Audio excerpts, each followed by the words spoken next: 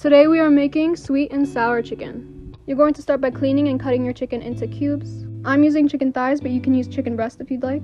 Add your chicken to a bowl and you're going to add 1 cup of flour, 1 cup of cornstarch, 2 teaspoons of baking soda, 2 teaspoons of baking powder, 2 teaspoons of sugar, as well as 1 1/3 cup of water. Mix all that together, making sure all of your chicken is nice and coated. And you're going to fry it on medium heat for about 8 to 10 minutes or until it's nice and golden. While our chicken is frying, we're going to go ahead and make the sauce. You need 1 1/2 cups of sugar, 1/2 cup of ketchup, 1 cup of vinegar, 1 1/2 tablespoons of Worcestershire sauce, 2 teaspoons of garlic powder, and 1 teaspoon of black pepper. Bring that to a boil on medium heat. Once it comes to a boil, go ahead and turn it off. Add your fried chicken. Plate it with whatever you like. I plated mine with some fried rice, and you're done.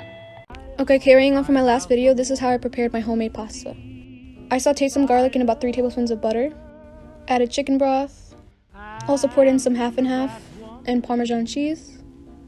Now take the pasta water we saved from the last video and add about 1/2 cup, fresh parsley, chopped scallions, shredded mozzarella. I added some cornstarch as well because I wanted my sauce to be a little thicker, salt and pepper. Added my homemade pasta, and you're done.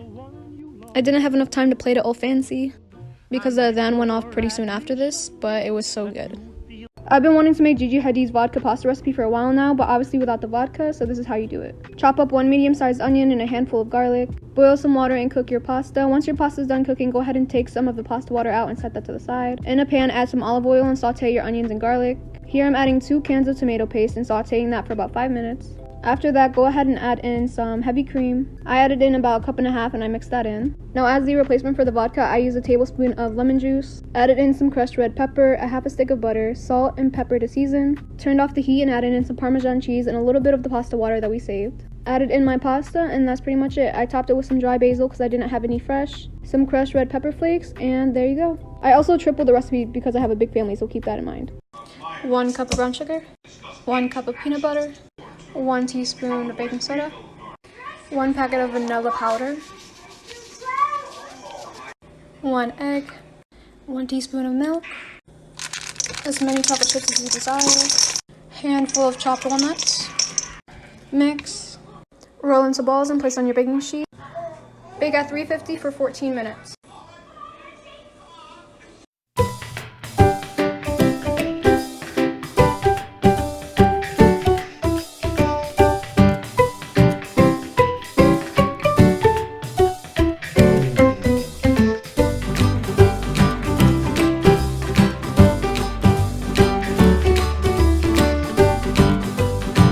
Blueberry and banana pancake bites.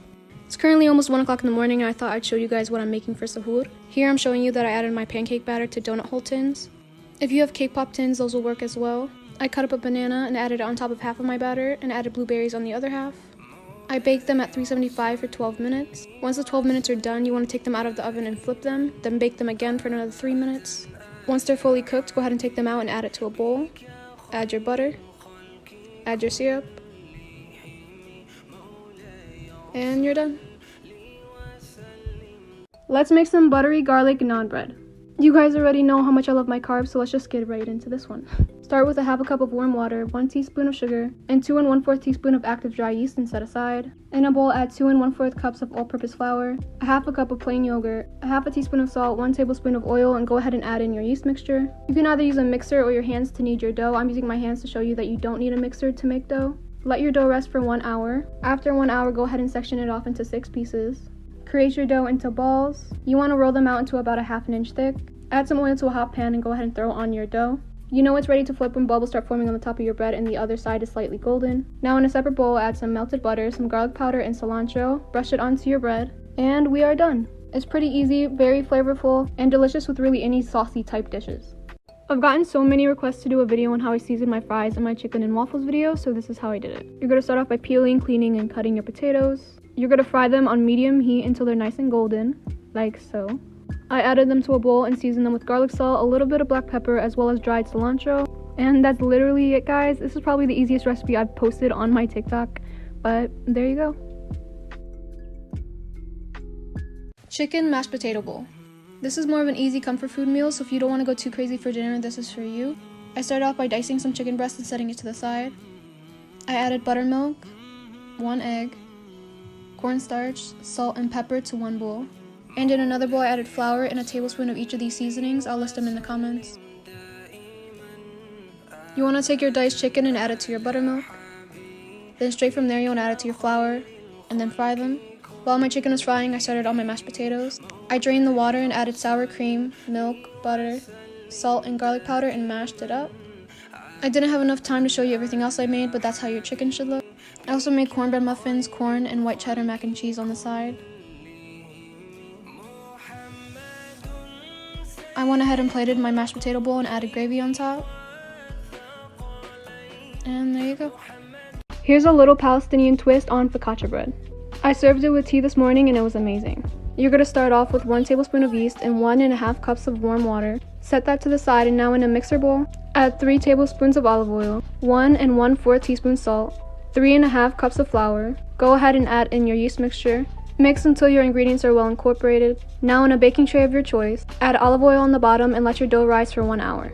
1 hour later, go ahead and add dimples into your dough. Top it off with some minced garlic.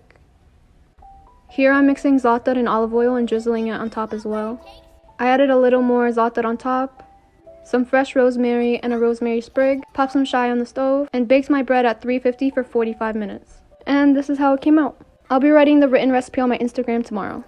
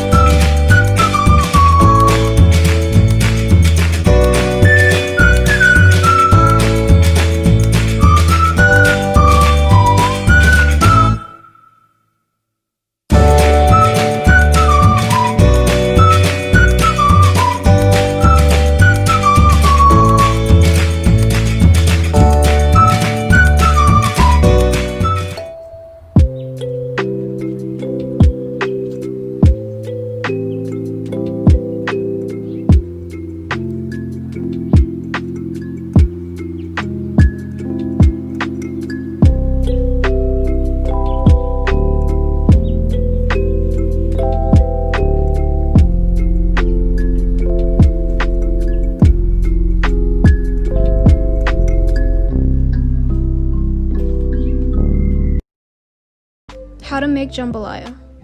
Add cut up sausage and chicken to a large pot and let that saute. Dice up some bell peppers, as well as a jalapeno, celery, onion, and garlic. Add that to a bowl and set it to the side. Once your meat is cooked, go ahead and set it on a separate plate. Add more olive oil to your pot and saute your vegetables for about 6 to 8 minutes. Once they're done sauteing, go ahead and add a can of crushed tomatoes, 3 to 4 cups of chicken broth, and 2 cups of rice.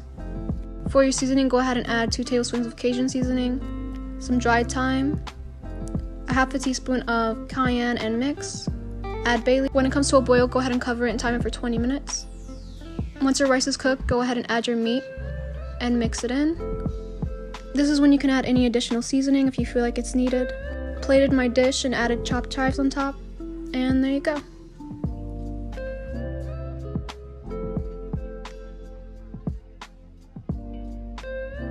Here's the recipe for the pita bread my mom made yesterday.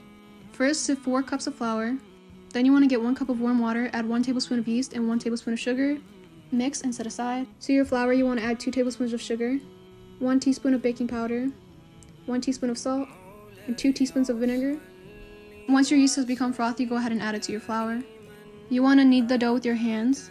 The dough is going to feel a little sticky, but that's okay. If you wet your hands a little bit while kneading, that should help. After kneading it in your bowl, go ahead and take it out onto your countertop and knead it a little bit more.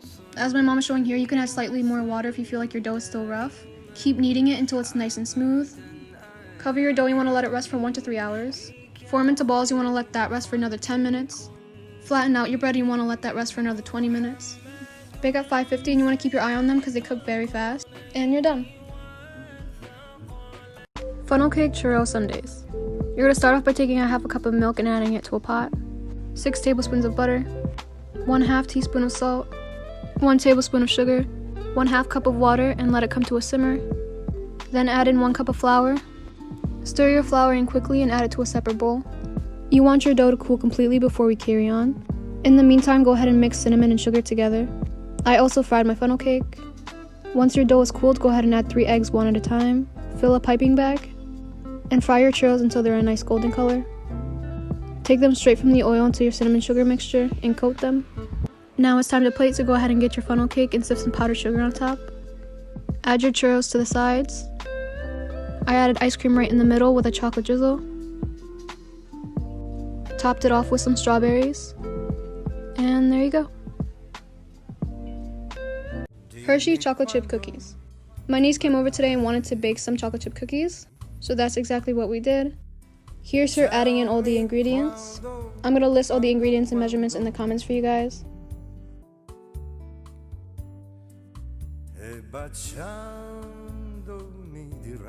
Here's her adding in the chocolate chips, and I also chopped up 2 Hershey bars to throw into our dough as well.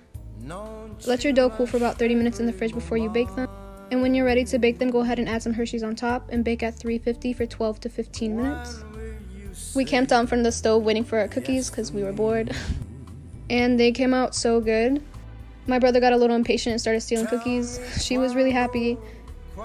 And that's how it looks when you open it up.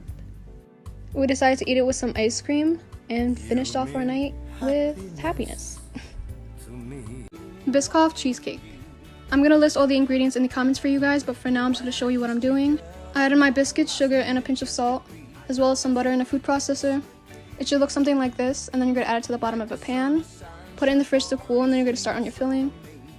You're going to whip your heavy cream until stiff peaks form. And in a separate bowl, you're going to add your cream cheese, sift in your powdered sugar, vanilla extract, and your cookie butter. Mix until everything's well combined. Now you're going to fold in your whipped cream very gently. Take your pan out of the fridge and add your filling right on top. Smooth it out, and I set mine in the fridge for about 2 hours, then took it out to decorate it. I drizzled some cookie butter and added some buttercream and more biscuits. And I was done.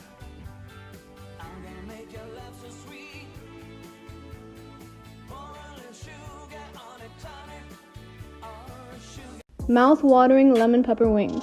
These were so delicious, so let's get right into the recipe. Start by adding 1 cup of buttermilk, 1 egg, lemon pepper seasoning, and the juice of half a lemon.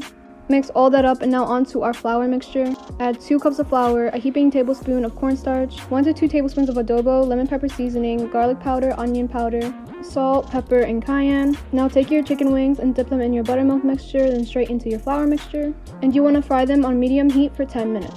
Once you finish frying your whole batch, add them to a bowl. Add 1 stick of melted butter, some scallions and fresh cilantro, salt, pepper, lemon pepper seasoning, and the juice of half a lemon. Toss your chicken wings to make sure they're evenly coated, and here is the final product.